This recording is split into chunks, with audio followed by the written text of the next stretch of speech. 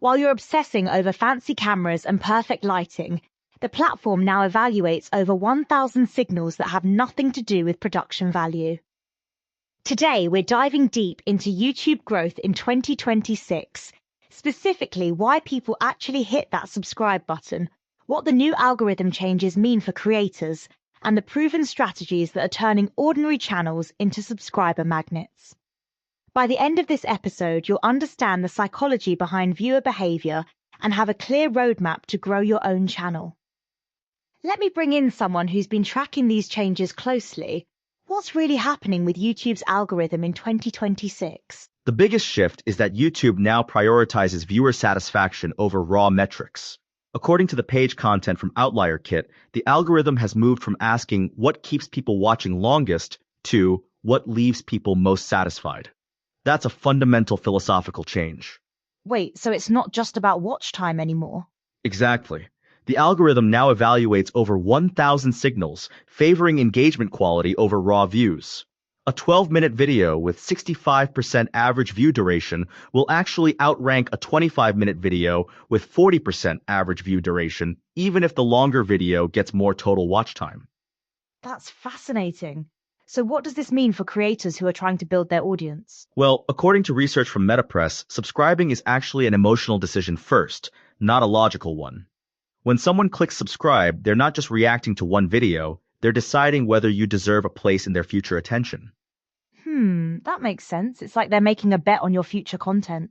Exactly. And there are specific psychological triggers at play. The page content identifies identity alignment as huge. People subscribe to content that matches who they are or who they want to become. Someone trying to become financially independent subscribes to investing channels. So it's about belonging to a community, not just consuming content. Right. And trust is massive too. According to the psychology research, trust doesn't require perfection, it requires clarity. Consistency in your message, specific advice instead of vague motivation, calm, confident delivery. But here's what I find really interesting. You mentioned this is about future value. Can you break that down? This is key. People don't subscribe because of what you gave them, they subscribe because of what they believe you'll give them next. The moment someone thinks this will keep helping me, that's when they subscribe. So if your content feels random, viewers might enjoy it, but move on. But if there's clear ongoing value... Exactly. Weekly breakdowns, step-by-step systems, consistent themes, they can see the long-term benefit. And emotional connection matters too. Facts attract attention, but emotion builds loyalty. Okay, so we understand the psychology, but what are the actual strategies that work in 2026? What should creators be doing differently? YouTube Shorts are absolutely critical now. According to the page content, Shorts drive 40% of new subscriber growth for most channels. They're getting over 70 billion views every single day. 70 billion views daily? That's insane. And here's the thing, Mr. Beast's short, Would You Fly to Paris for a Baguette? Got 1.5 billion views. The content practically dares you not to share it. That's the power of Shorts when done right. So shorts aren't just optional anymore, they're essential for discovery. Absolutely. The page content recommends posting 3-5 shorts per week for maximum algorithm push. Use them to tease your long-form content and test video ideas before investing in full productions. What about the actual content structure? How should creators be organizing their channels? The hub-spoke model is working really well. Create pillar content, comprehensive guides, and surround them with spoke videos on specific topics. Like a complete beginner's guide to video editing as the hub, then specific videos on cuts, color grading, editing faster. That makes total sense. It gives viewers a clear path through your content. And the first 30 seconds are absolutely crucial. According to iBuildInfluence, YouTube's algorithm prioritizes videos where 70% or more of viewers stay past the first 30 seconds. This is literally the difference between 500 views and 50,000 views. Wow. So that opening hook isn't just nice to have, it's make or break. Exactly. Instead of, hey guys, today we're talking about, successful creators open with surprising statements or specific problems. Pattern interrupt openings see 12 to 18% higher 30-second retention than traditional intros. So you need to grab attention immediately, not ease into it. Right. And SEO still matters big time. According to vidIQ, YouTube processes over 3 billion searches monthly. Front load your main keyword, keep titles under 60 characters, write 200 plus word descriptions with natural keyword placement. Let's talk about some real results. Are there actual case studies showing these strategies work? Oh, absolutely. Alan Spicer documented a UK personal finance creator who went from 31 subscribers to YouTube Partner Program approval in 5 months. After 4 months, they had only 847 total views. What changed? vidIQ keyword research became mandatory, topics chosen only if they scored 60 or higher. They built custom thumbnail templates, locked in a consistent publishing schedule, and retitled all existing videos using keyword research. And the results? Monthly impressions went from 210 to 18,700. Average click-through rate jumped from 1.8% to 5.8%. Subscribers grew from 31 to 1,047.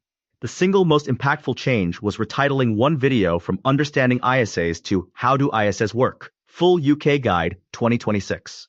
Wait, one title change drove that much growth? That one retitle drove 40% of all new subscriber growth over 90 days from a single piece of existing content. The keyword score improved from 18 to 74. That's incredible. So sometimes it's not about creating more content, it's about optimizing what you already have. Exactly.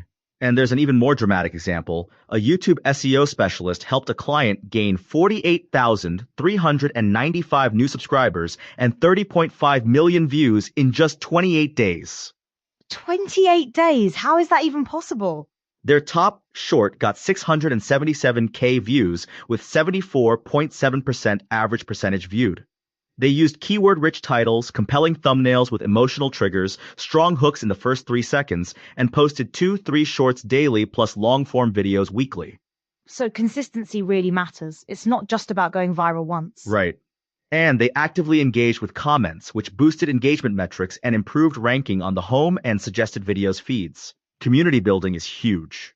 Speaking of engagement, what about calls to action? How should creators be asking for subscriptions and likes? According to the page content on effective CTAs, timing is everything. Place calls to action at strategic points, at the end or after particularly interesting segments. Don't just say like and subscribe, be specific about why. So make it meaningful, not just a throwaway line. Exactly. Ask viewers to share their thoughts in the comments or invite them to click for more information. The page content emphasizes using engaging language and aligning CTAs with your content and overall channel messaging. And I imagine the psychology of reciprocity plays a role here too? Absolutely. The research shows viewers feel reciprocity when they receive value from your content. By providing insightful, entertaining, or useful videos, you create a space where viewers feel inclined to support you in return. So if you provide genuine value first, the ask feels natural. Right. And social proof matters too. When viewers see high numbers of likes, comments, or subscribers, they perceive the content as valuable or trustworthy. Focus on building that initial momentum with high-quality content. It's like a snowball effect. Early engagement leads to more engagement. Exactly. And with YouTube now having 2.7 billion monthly users, more than Reddit and TikTok combined, the opportunity is massive if you understand how to tap into these psychological drivers. Let's talk about some common mistakes. What are creators getting wrong? The biggest mistake is not having a clear niche. According to vidIQ, most channels fail because they're unclear. If a new viewer can't answer, "What do I get if I subscribe?" in 5 seconds, you've lost them. So you need that clear value proposition. Right. Use the formula. I help who get result without pain. Like, I help busy beginners cook real meals without complicated recipes. Clear and specific. And what about content planning? How should creators think about their video strategy? Choose 3 repeatable content lanes. You don't need 100 ideas, you need 3 series you can repeat. Tutorials, reviews, challenges. When your lane is consistent, viewers know what to watch next. That's where growth speeds up. So predictability actually helps, not hurts. Exactly. And remember, high quality doesn't mean fancy equipment. According to the page content, high quality is a video that delivers a satisfying experience. Teach something clearly, entertain with a strong story, or inspire with a transformation. So when you step back from all this, what's the real key to YouTube growth in 2026? It's understanding that subscribing is fundamentally about trust and future value. You're not just creating content, you're building relationships. The algorithm rewards creators who consistently deliver on their promises and keep viewers satisfied. And the practical side, shorts for discovery, strong hooks, clear value propositions, consistent publishing. Right. But remember, the algorithm now evaluates over 1,000 signals. It's not about gaming the system, it's about genuinely serving your audience. When you do that consistently, the algorithm notices and rewards you. Here's what I want listeners to take away. YouTube growth isn't about luck